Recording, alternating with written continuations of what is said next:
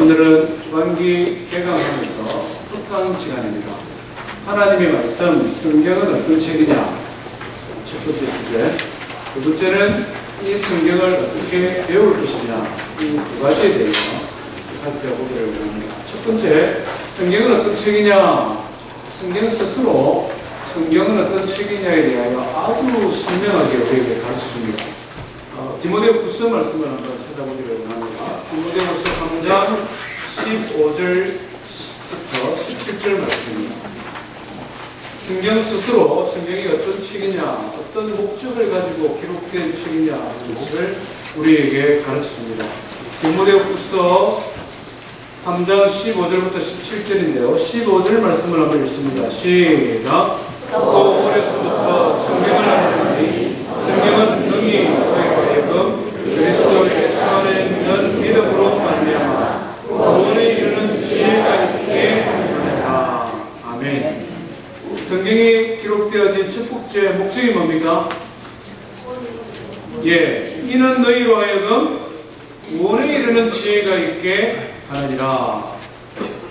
신앙생활도 잘하기 위해서는 국어를 조금 잘해야 됩니다. 그죠?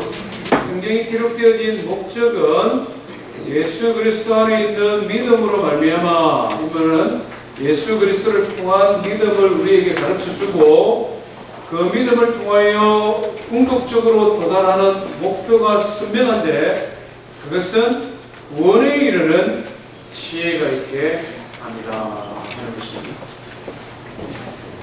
제자훈련을 하면 성경은 어떤 책이냐 이런 질문을 합니다. 제가 오늘 한번 질문을 해볼게요. 우리 성도님들 대답해 보십시오. 성경책은 역사책이다 아니다? 이다 아니다? 예. 두 번째 질문입니다. 성경책은 윤리와 도덕을 가르치는 책이다 아니다?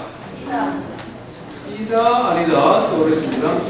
세 번째는 성경은 과학을 가르쳐준다. 이다 아니다? 예. 예스 노로 답하기 어려운 질문이죠. 성경은 역사를 기록하고 있습니다. 특별히 이스라엘 역사는 아주 구체적으로 기록을 하고 있죠. 그러나 역사를 가르쳐주기 위한 책은 아니다는 거죠. 구원에 이르는 지혜를 주기 위한 과정에 역사 교육이 필요하기 때문에 역사를 가르칩니다. 성경은 탁월한 윤리죠. 동양과 서양과 인종을 초월하여 하나님의 말씀을 통하여 윤리를 배웁니다. 특별히 우리가 마태복음 5장부터 7장까지 산상수훈은 최고의 윤리입니다. 그렇다고 해서 성경이 윤리를 가르치기 위한 책은 아니라는 거죠. 구원에 이르는 지혜를 얻기 위해 성경을 배우는 과정에 기독교 윤리가 들어간다는 것입니다. 과학도 역시 마찬가지죠. 성경은 과학을 가르치기 위한 책은 아닙니다만은 과학적 사실을 기록하고 있습니다. 공부를 조금 한 사람은 성경을 미신이나 신화로 생각하고 성경은 비과학적이라고 생각합니다. 그런데 제가 2년 전에 여러 성도님들에게 책을 하나 소개했죠. 성경이 과학이 답 질문하고 성경이 답한다는 책이 있었습니다. 지금 미국과 전 세계의 가장 뛰어난 각 영역의 과학자들, 천체 물리학자부터 시작해서 인간 게놈 지도를 만들었던 그런 생화학자에 이르기까지 가장 높은 수준에 이르렀던 과학자들이 하는 말입니다. 성경의 기록 가운데 과학적으로 부정된 사실은 없다. 증명되지 않은 것들은 많습니다. 증명되지 않는 것은 많습니다. 진화론과 창조론이 증명이 불가능하죠. 예수님이 무리를 걸었다는 것이 증명이 불가능합니다. 증명되지 못한 믿음의 영역이 있기 때문에 어떤 사람은 성경을 신화라고 하기도 하고 성경을 허구라고 말을 하지만 과학적으로 성경이 부정된 사실은 없다. 그 차이를 한번 곰곰이 생각해 보십니다. 성경은 과학을 가르치기 위한 책은 아니다.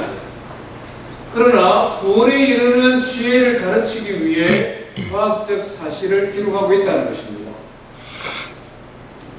성경에 기록되어진 분명한 목적 첫 번째는 구원에 이르는 지혜를 가르쳐주기 위함이다. 두 번째는 뭡니까? 성경이 기록되어진 두 번째 목적이 분명합니다. 성경 16절, 17절 읽어봅시다. 디모데후서 3장 16절, 17절입니다. 시작. 모든 성경은 하나님의 감동으로 된 것으로 교훈과 책망과 바르게 하고 너희로 교육하기에 유익하니 이는 하나님의 사람으로 온전하게 하며 모든 선한 일을 위한 능력을 갖추게 하여 합니다. 성경이 기록되어진 분명한 목적이 있죠. 하나님의 사람으로 하여금 뭡니까? 온전하게 하고 모든 선한 일을 향한 능력을 갖추어 주기 위해 성경이 기록되어졌다 하는 것입니다. 하나님의 구원에 이르는 도리를 우리에게 가르쳐 주고 그 구원에 이르는 길을 알고 믿도록 가르쳐 주고 뿐만 아니라 구원받은 하나님의 자녀가 되고 난 다음에 천국 가는 것으로 끝나는 것이 아니라 예수 믿고 구원받고 나면 이 땅에서의 성도의 삶이 있지 않습니까? 그 성도의 삶을 살아가는 과정에 하나님의 자녀로 하여금 온전하고 모든 선한 일을 행할 능력을 갖춘 사람, 영어 성경에 보니까 slowly equipped라고 되어 있습니다. 아주 완전하게 무장시킨다 이런 표현을 사용하고 있다는 것입니다. 성경을 읽으면 쏙 빠져드는 책이 아닙니다. 성경을 읽으면 눈물 없이는 읽을 수 없는 이런 감동적인 책이 아니다는 것입니다. 성경은 오히려 교훈하고 책망하고 바르게 한다라고 말씀합니다. 교훈하고 책망하고 바르게 하는 것을 가장 쉬운 말로 우리 자녀들이 사용하는 단어로 옮기면 무슨 말입니까? 교훈하고 책망하고 바르게 하는 걸 우리 자녀들의 버전으로 표현하면 뭡니까? 잔소리. 부모들이 자녀들 아주 훌륭한 사람, 훌륭하게 같은 사람으로 키우기 위해 입을 정리해라. 밥 먹을 때 바른 자세로 앉아라. 음식은 골고루 먹어야 된다. 막 이야기를 하면은 애들은 잔소리 한다는 거예요. 성경이 교훈하고 책망하고 바르게 한다는 말은 아주 쉽게 표현하면 잔소리 아닙니다. 그래서 성경이 읽으면 감동이 되기보다는 오히려 성경은 조금 부담이 됩니다. 오히려 성경은 이런 것까지 내가 순종해야 되나? 이런 질문이 생길 수 있는 책입니다. 히브리서 말씀은 이것을 조금 더 강하게 표현했는데요. 히브리서 4장 12절에서 13절에 이렇게 기록합니다. 하나님의 말씀은 성경이죠. 살아있고 활력이 있어 좌우의 날선 어떤 금보다 예리하여 혼과 영과 관절과 골수를 찔러 쪼개기까지 하며 마음의 생각과 뜻을 감찰하나니 하나님 앞에 말씀 앞에 숨길 것이 아무것도 없다. 심령과 골수를 찔러 쪼개게 한다. 다이젝트한다. 해부한다. 오늘 이 시대는 과학이 발달해서 우리의 육체를 살피지 않습니까? 심령과 골수를 살펴봅니다. MRI 찍으면 뼈싹까지 다 나옵니다. 그런데 우리 마음은 문제라는 것입니다. 우리 바디는 MRI 찍고 스캔하면 다 나오는데 이 마음이 문제라는 것입니다. 그런데 하나님의 말씀은 우리의 마음을 스캔하는데 우리의 눈에 보이지 않는 영혼과 심령, 우리의 마음과 골수, 우리 바디죠. 골수 찔러 쪼개며 다이젝트합니다. 그러니까 성경이 굉장히 부담스러운 책이라고 하는 것입니다. 왜? 뭐 때문에 이렇게 성경이 우리의 영혼과 우리의 마음을 찔러 쪼개기까지 합니까? 이유가 뭡니까? 우리로 하여금 하나님의 사람으로 온전하게 하여 모든 선한 일을 행하며 살아가는데 불편함이 없도록 성경은 이렇게 만들어졌다 하는 것입니다. 성경에 기록되어진 두 가지 목적입니다. 첫 번째는 뭡니까? 구원에 이르는 지혜를 주고, 두 번째는 하나님의 사람으로 하여금 온전하고 구비, 준비되어서 모든 선한 일을 하기에 부족함이 없도록 기록되어진 것이 하나님의 말씀, 성경입니다.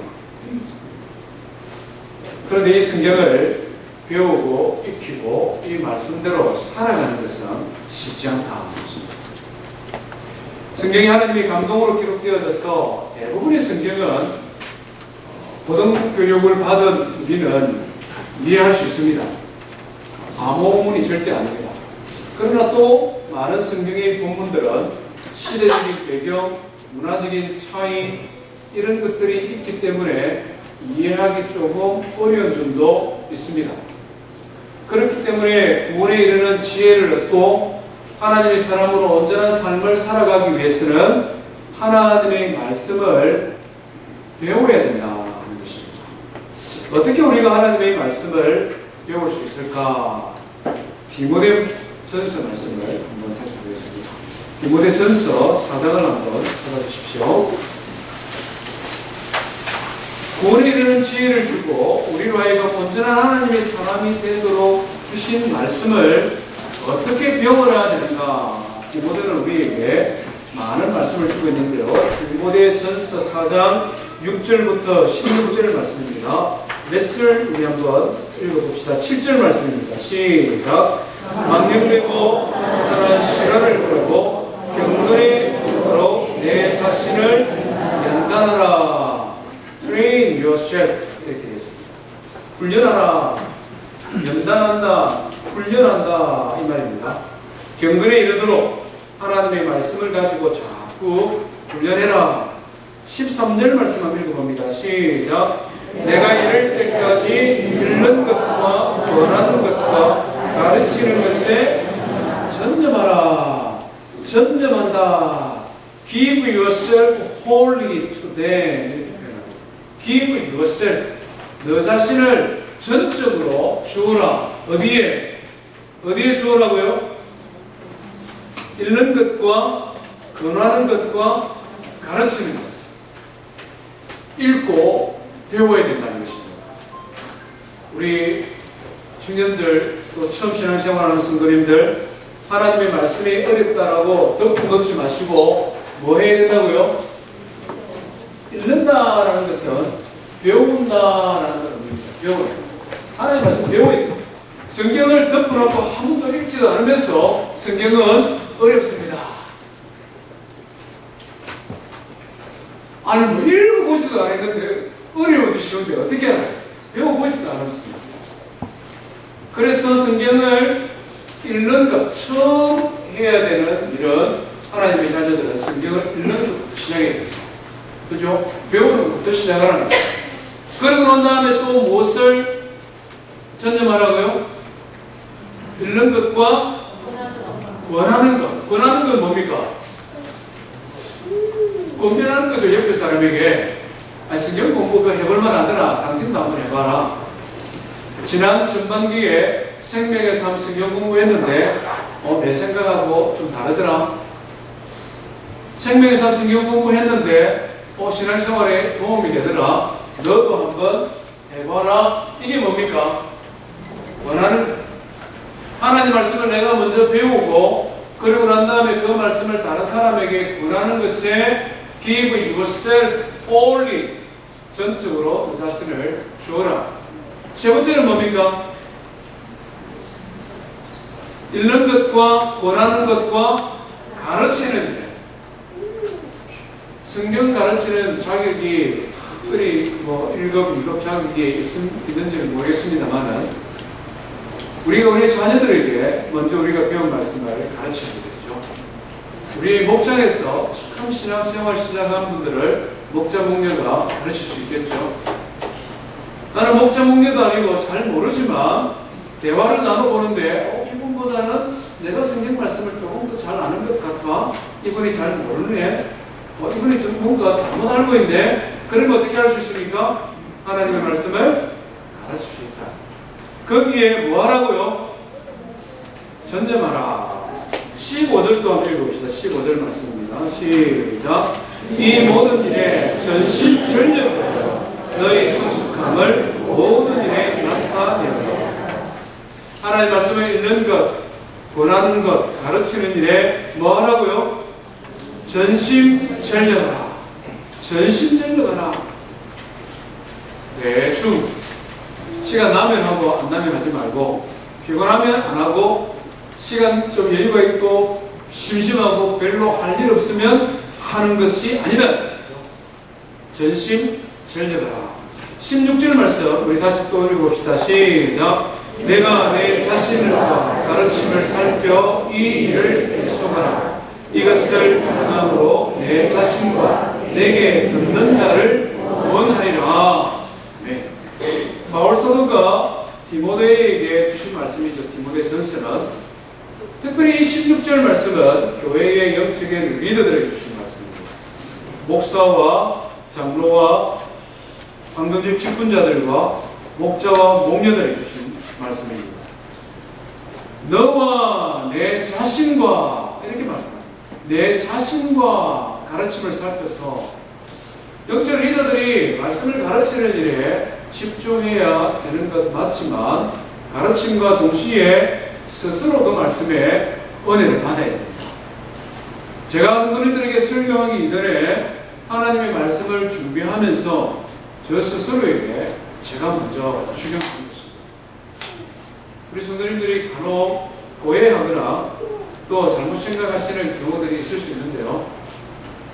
목사가 하나님의 말씀을 전할 때 특정한 대상을 머릿속에 치국해 놓고 그 사람을 비방하거나 그 사람을 정죄하기 위해 말씀 전하지 않습니다.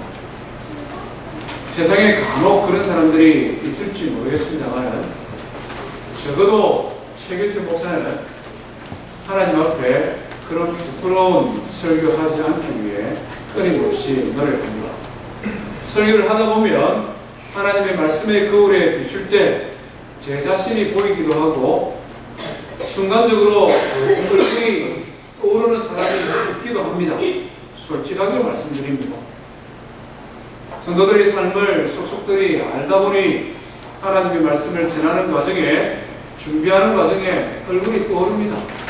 그렇다고 해서 그 사람을 공격하기 위해 말씀을 전하는 목사는 땅에 없습니다. 빨리 지워버리죠. 그리고는 보편적으로 성도들의 삶에 교훈이 되는 말씀을 전하기 위해 준비하는 것입니다. 말씀을 전하는 누구나 마찬가지가 된다는 거죠. 너와 내 자신과, 바울사도 지금 디모데에게 말하죠. 내 자신과 가르침을 받는 사람도 살펴서 너와 너의 가르침을 받는 사람이 함께 구원을 받도록 이 일에 힘쓰는 자가 되어라. 이렇게 지금 우리에게 건면하고 있지 않습니까? 하나님 말씀을 배우는 건 쉽지 않다는 것입니다. 보십시오. 연단하라, 전념하라, 전심전력하라. 이 모든 용어들이 굉장히 강조하는 말씀입니다. 가만히 앉아있는데 하나님 말씀이 저절로 귀에 들어오고 그것이 마음에 심겨서 저절로 신앙생활을 되는 것이 아니다는 것입니다. 비슷한 말씀이 또 하나 더 있는데요. 한번 찾아보십시다. 314페이지 에베소서 4장입니다. 에베소서 4장 13절부터 15절 말씀입니다.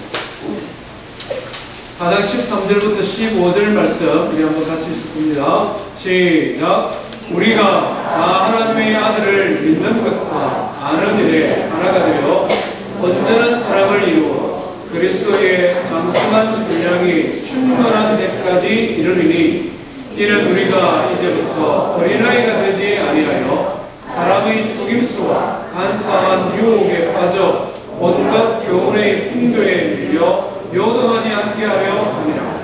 오직 사랑 안에서 참된 것을 하여 검사에 그에게까지 자랄지라.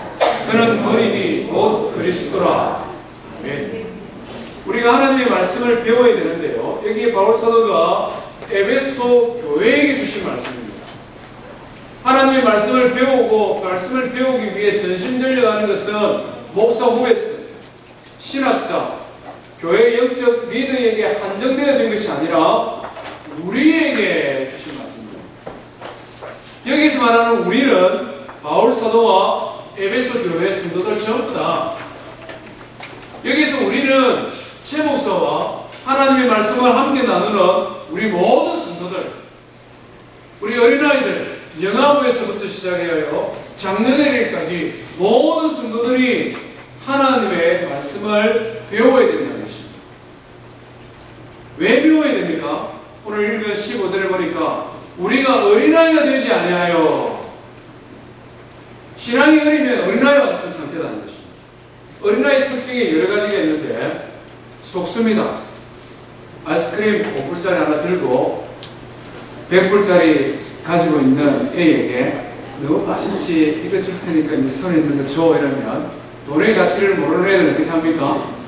자기 좋아하는 아이스크림 20개 사 먹을 수 있는데 애들 그걸 모르고 5불짜리를 주고, 아니죠, 아이스크림을 갖고 100불 아무 상관없습니다. 이 종이 쓸데없는 거예요.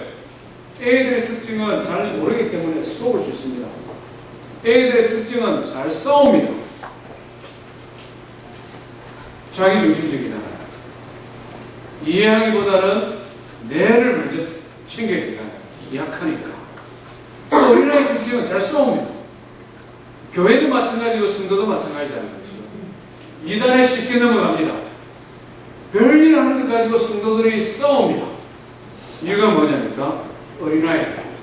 하나님의 말씀을 배워 그리스도의 장성한 분량까지 믿음과 신앙에 성장하지 못하니 어린아이 상태에 머물러 있으니 늘 싸우고 조그마한 소리에 귀가 현혹되어지는 것입니다. 생명의 길인지 사망의 길인지 분간도 하지 못하고 그냥 자기 좋다 하면은 따라갑니다. 멸망의 길인지도 모르고 이단의 꼬임에 빠져들어가는 것이 나타나는 것입니다. 그래서 우리가 다 함께 배워야 되는데 우리 신앙의 성장의 목표가 뭡니까? 15절 말씀해 보니까 오직 사랑 안에서 참된 것을 향하여 어디까지 살아가고요? 그리스도까지 살아가는 예수 그리스도를 본받는 성숙한 믿음의 사람으로 자라기 위해 하나님의 말씀을 전심전력하여 배우라. 사실 이거 상식이죠. 우리 자녀들이 좋은 대학 가기 위해서 얼마나 훈련하고 전심전력합니다. 대학을 졸업한 청년들이 좋은 직장을 가지기 위하여 얼마나 노력합니까? 스펙을 쌓고 이력서를 잘 기록을 하고 면접을 잘하기 위하여 얼마나 자기 자신을 말 그대로 훈련합니까? 음악이든 예술이든 스포츠의 영역을 개척하고 탁월한 재능을 발휘하기 위해 얼마나 수고합니까? 부와 명예를 얻는 것도 높은 직위에 올라가는 것도 남들이 알지 못하는 수고, 피와 땀이 있는 노력이 있기 때문에 가능한 것입니다. 이것이 세상의 마땅한 진리이고 자연스러운 현상입니다. 그런데 간혹 신앙에서는 저절로 되는 줄 압니다. 주일 예배만 잘 참석하면 되는 줄 압니다. 성경은 주일날 와서 펼쳐보고 다음 주일날 올 때 먼지만 딱 풀고 오면 되는 줄로 압니다. 요즘 젊은이들은 성경을 안 가져도 다니고 되는 줄 압니다. 가지고 다니세요. 돈이 없어서 못 사면 50% 보조해 줄 테니까.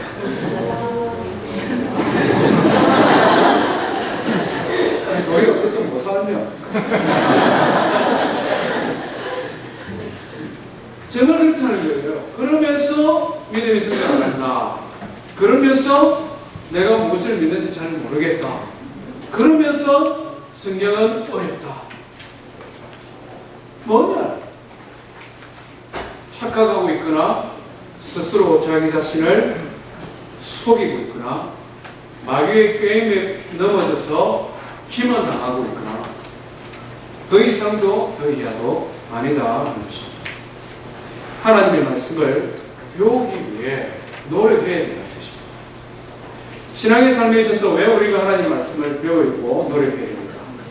우리가 믿음에 성장하고 성숙한 그리스도인이 되는 목적이 있다는, 이유가 있다는 것입니다.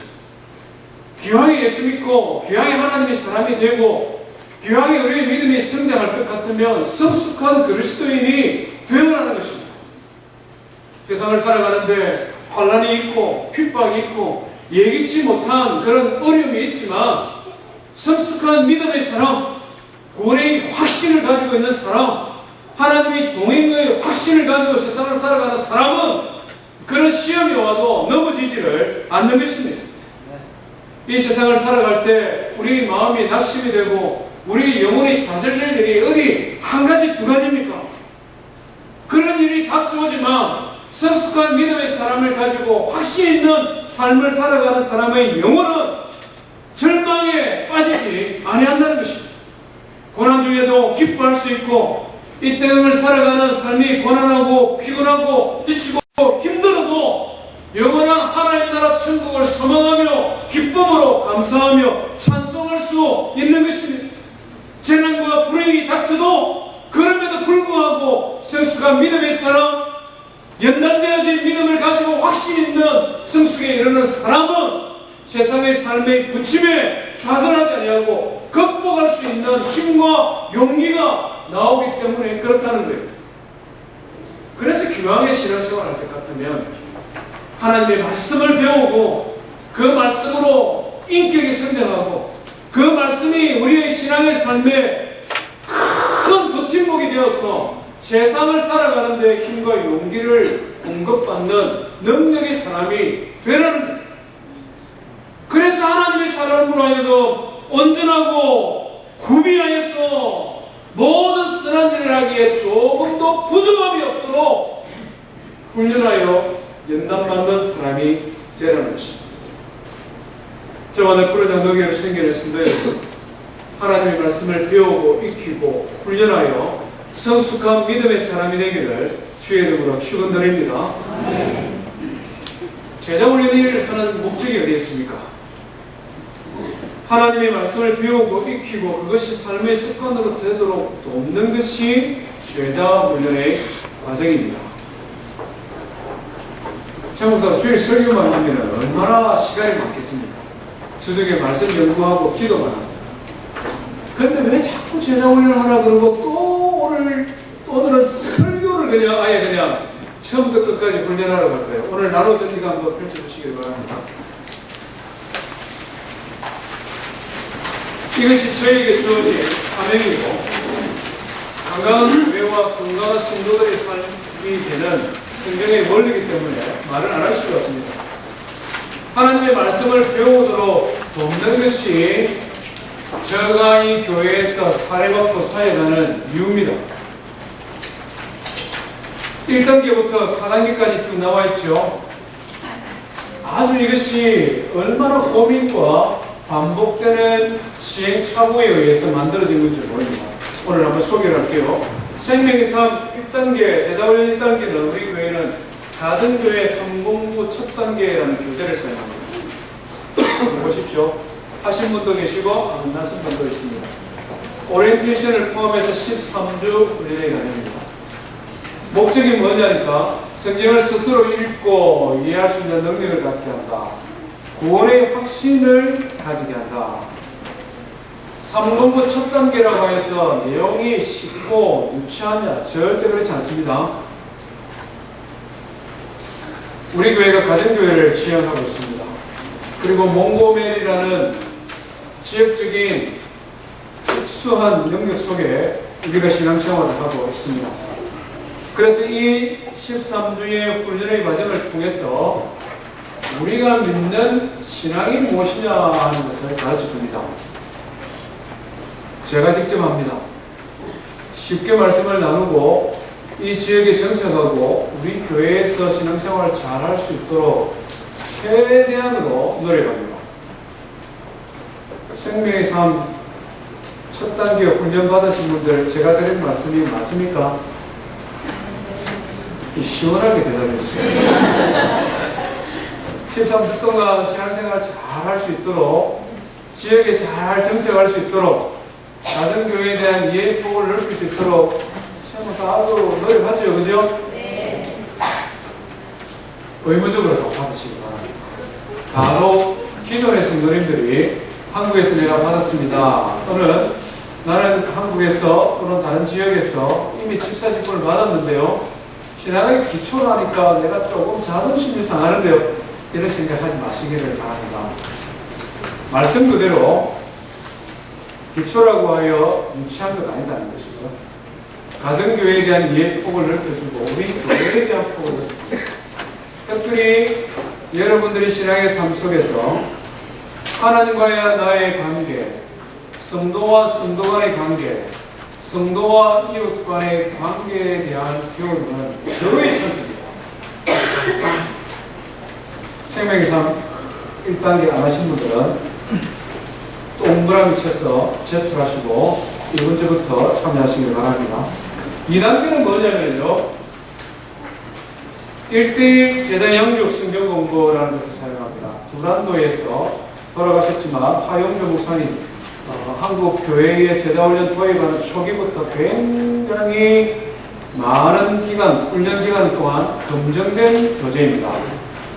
저희 교회의 여성도님들은 1대1 또는 1대2로 평신도 말씀 양육자가 가르칩니다. 집사님들, 권사님들 여러분 계시죠? 여러 번 수료하신 분도 있고 안 한 분도 계십니다. 이 교회의 특징은 말 그대로 1대1입니다.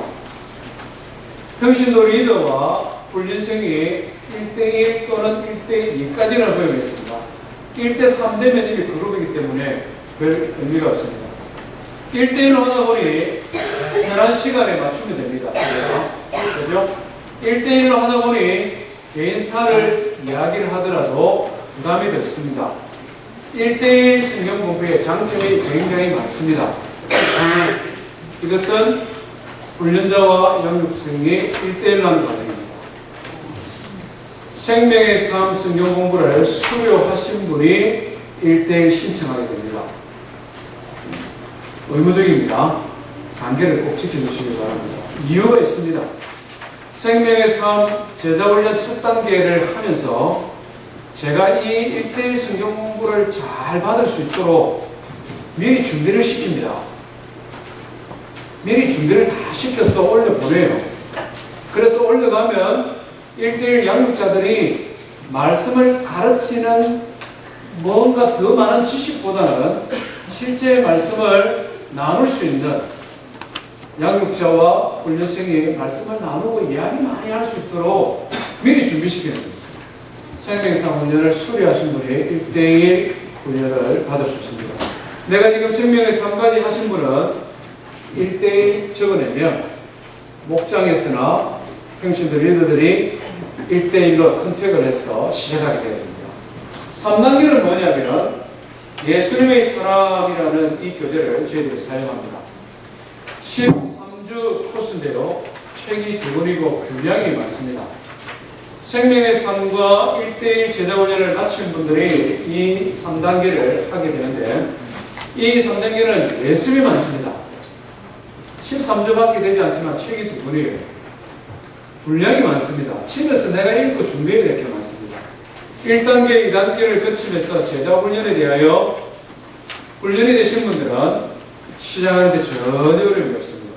그런데 처음 하면서 이거 하면 조금 부담이 됩니다. 이것은 또 저와 함께 그룹을 하게 됩니다. 1단계, 2단계 훈련하신 분이 성경의 주제별 성경 공부가 뭔가 색다른 것을 가르친다고 생각 안 하셔도 됩니다. 반복되어지는데 이 훈련도 뭐냐면 자기 이야기를 많이 해야 됩니다. 성경이 무엇을 가르쳐줍니까? 한다면 질문도 많지만 당신은 어떻게 생각합니까? 당신은 이런 일을 어떻게 행동했습니까? 이런 게 굉장히 많습니다. 개인적이라는 것이죠. 마지막 4단계는 뭐냐면 1대1 제자훈련을 저는 다시 합니다. 1단계, 2단계, 3단계를 거친 분들이 이제는 내가 배우는 것을 넘어 다른 분을 가르칠 수 있도록 이 교재는 지도자 과정은 가르치는 걸 배웁니다.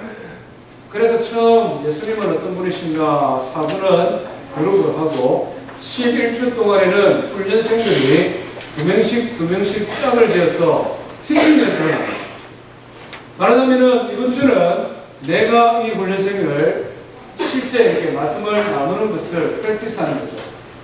다음 주는 이분이 나에게 말씀을 가르치는 것을 연습을 합니다. 11주 동안에 두 분이 짝을 지어서 한 주는 내가 가르치고 한 주는 이분이 가르치고 계속 이것을 11주 동안 반복합니다.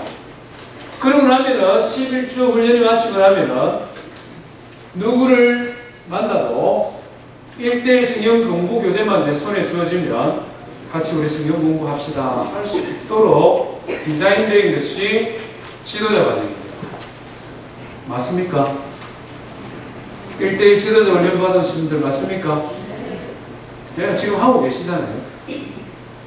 여성도님들은 생명의 삶 훈련을 받으신 분들은 1대1 지도자 과정을 꼭 신청하십시오. 그래서 앞에서 말씀을 배운 것처럼 읽는 것과 권하는 것과 가르치는 일 전부 할 수 있도록 훈련이 되어졌으면 좋겠습니다. 남자분들의 문제입니다. 남자분들이 1대1 훈련을 받는 것이 쉽지는 않습니다. 우리 교회 형편을 보니까. 그래서 1대1 양육을 할 수 있는 분이 한 몇 분이 계십니다만은 이번 회기에 화요일 저녁에 1대1 성경 공부를 그룹으로 제가 하도록, 왜냐면 이 진도가 안 나갑니다. 남자분들이 시간 내기도 어렵고 1대1 훈련이 쉽지 않습니다. 제자훈련에 신청하시고 함께 동참해 주시기를 바랍니다. 평생에 우리가 해야 될 일이 몇 가지 있는데요. 밥 먹는 거 오늘 많이 먹었으니까 내일 안 먹어도 되죠. 평생에 우리가 해야 될 일이 여러 가지 있는데 그 중에 하나가 하나님의 말씀을 배우고 먹는 것입니다. 영적 양식 먹는 것입니다. 제자훈련을 어려운 과정으로 넓은 교회 빨리 안 마치면 천사가 봄, 가을로 또 괴롭힐 거니까 빨리 하고 끝내버려야지 이 생각 정말 하시지 마시고 평생에 내가 그냥 일주일에 한 번은 성경 공부하고 주일 안에는 예배드리겠다 이 마음을 가지면 참 좋을 것 같아요. 그렇지 않습니까? 이미 제자훈련을 수료하신 분들도 계시지만 이제 막 제자훈련의 단계별로 진행되시는 분들, 여기 뒷페이지에 보면 우리 교회의 지금 제자훈련 현황입니다. 충성 목장에 조금 실수가 한 두 번, 드림 목장에 있는데요. 나머지 분들은 거의 정확할 겁니다. 내가 지금 제자훈련을 어느 단계까지 받았는가 한번 살펴보시고 그 다음 단계에 신청하셔서 가을 학기에 하나님 말씀 배우는데 힘쓰시기를 바랍니다. 이럴 때는 아멘으로 하답해 주십시오. 아멘입니까? 청년들도 마찬가지입니다. 청년 예배 바베큐 파티에는 100% 참여하고 주일 예배에는 70% 참여하고 성경 공부에는 50% 참여하고 이러면 안 됩니다. 얼마나 성경들이 지금 신앙이 잘 성장해 가고 있는지 모릅니다. 주중에 한번 리더들이 성경 공부하고 소그룹별로 지금 성경 공부를 하는데요. 생명의 삶 공부는 청년이든 일반 성경과 관계없습니다. 주일날 오후에 하도록 시간을 만들었기 때문에 들어오시기 바랍니다. 생명의 삶 성경 공부는 방학 없이 계속 1년 12달 계획을 세우고 있습니다. 꼭 신청하시기 바랍니다. 이것이 어떻게 성경을 배울 것이냐? 첫 번째, 제자훈련입니다. 두 번째는 뭐냐면요, 교리훈련이 있습니다. 교리훈련이 있습니다. 이번 주 수요일부터 13주 동안 교리 교육을 하기로 합니다. 웨스트민스터 신앙 고백서라는 책을 가지고 하는데요. 교리라고 하니까 조금 딱딱하게 느낄 수 있는데 이 책입니다. 웨스트민스터 신앙 고백서라는 책입니다. 이 책이 어떻게 나오게 되었느냐 하면요. 1800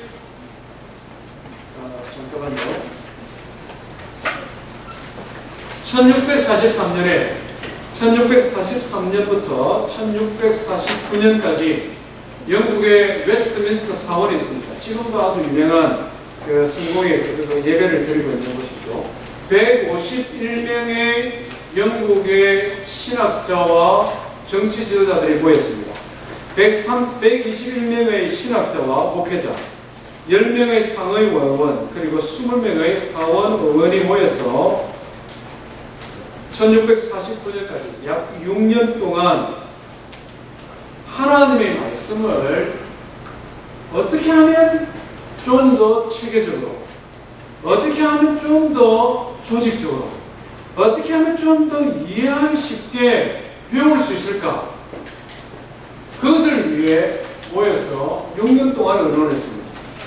1163년 동안 소그룹으로 모여서 회의를 하고 마지막 6년째 되는 해에 3가지 책을 만들었습니다.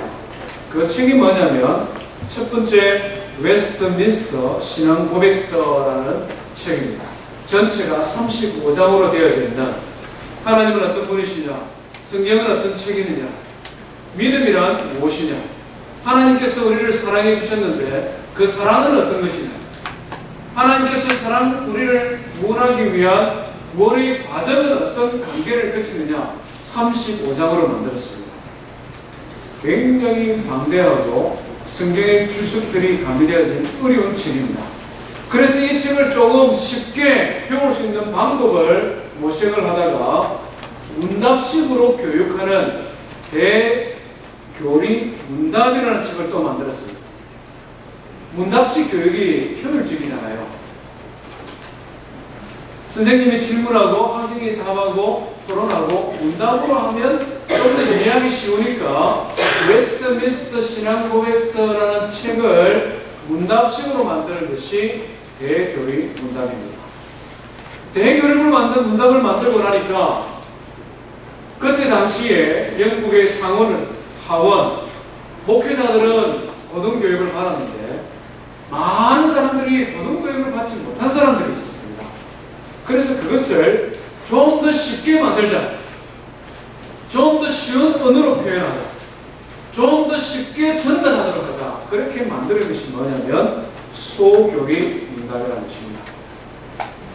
웨스트민스터 소요리라고 하기도 하고 소교리입니다. 요리라는 말은 먹는 요리 말고 중요한 교리, 중요한 교리, 이것을 약식으로 소요리 문답이라고 하기도 하고 소교리 문답이라고 합니다. 이것을 107개의 질문으로 또 만들었습니다. 107개. 그래서 질문하고 답하고 질문하고 답하고 기독교 역사상 나와 있는 교리 교육책 가운데 가장 탁월한 책으로 인정받고 있습니다. 단지 장로교뿐만 아니라 모든 교파를 통하여 소교리 문답이 신앙교육의 가장 탁월한 텍스트북으로 지금도 사용되어집니다. 웨스트민스터 신앙고백서가 영국에서 1648년에 만들어졌는데 이것이 미국으로 건너왔습니다. 미국 청교도에 의해서 1729년 미국 장로교에서 웨스트민스터 신앙고백서와 대소교리 문답을 신앙의 표준 문서로 받아들였습니다. 대한민국의 선교사들이 미국에서 주로 많이 넘어왔는데 1884년에 미국에서 한국으로 들어왔던 언더우드나 아펜젤러나 그리고 베어필드라는 베어더 선교사님, 이런 분들이 교파는 조금씩 다릅니다. 침례교에서 오신 분도 있고 장로교에 오신 분도 있고 감리교에 오신 분들이 있는데 이분들이 공통적으로 한국에 신앙의 텍스트북을 주었는데 그것이 뭐냐면 웨스트민스터 신앙고백서입니다.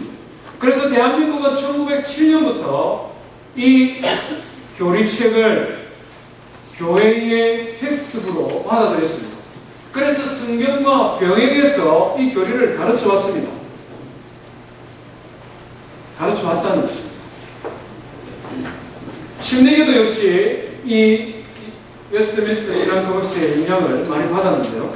침례교는 일반적으로 교단도 좀 약하고 교리를 만드는 이런 일에 조금 소극적입니다. 침례교에서 신앙생활 하신 분들은 뭐 잘 아시겠습니다만 좀 자유롭습니다. 그렇지만 침례교도 1689년 런던 신앙고백서라는 것을 만들었는데 이 런던 신앙고백서의 초안이 뭐냐면 웨스트민스터 신앙고백서입니다. 침례받는 것과 세례받는 것이 조금 차이가 있지 다른 믿는 것은 거의 동일하다는 것이죠.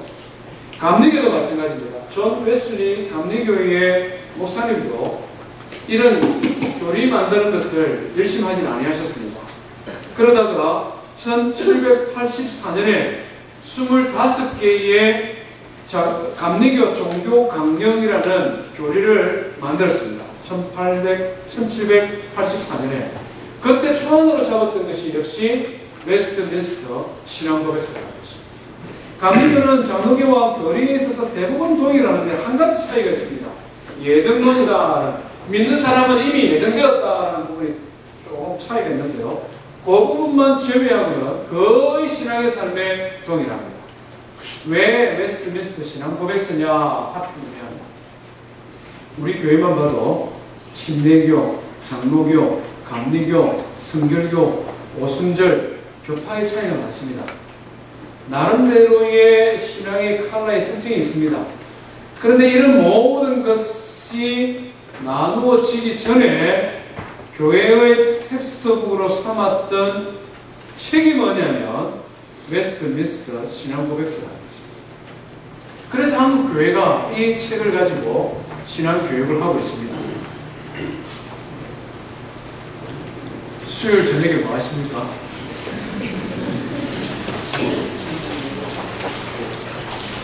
일하시는 분도 계시고 퇴근 후에 피곤하니까 쉬는 분도 계시고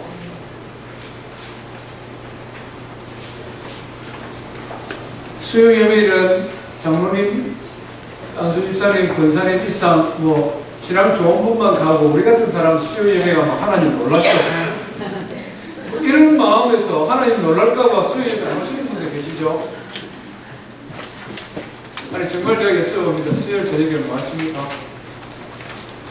내가 수요 예배에 오면은 목사님이 내가 믿음 좋은 사람인 줄 알고 내한테 교회 일 많이 시킬까 싶어 겁납니까?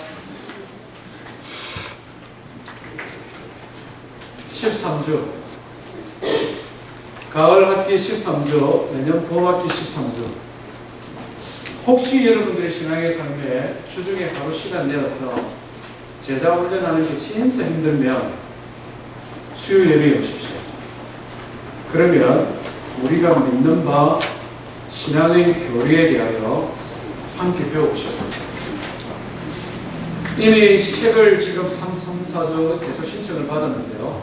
한 30권 예약을 한 것 다 나갔습니다. 30권 정도 더 지금 신청을 해놨습니다. 물 건너 왔는데 10분입니다. 조금 넘는데 나머지는 교회에서 부담하겠습니다. 준비하고. 책 없이도 사용할 수 있도록 파워포인트로 준비하겠습니다. 그러나 성도의 가정에 우리가 믿는 신앙의 교리가 무엇인가 가르쳐주는 교리가 한두 번 정도는 있는 게 좋습니다. 그래서 가능하면 신청해 주십시오. 사무실에 보면 신청하신 분은 책을 가져가시고 안 하신 분은 적어 주십시오. 그리고 이번 주 수요일부터 함께하는 말씀 배웠으면 좋겠습니다.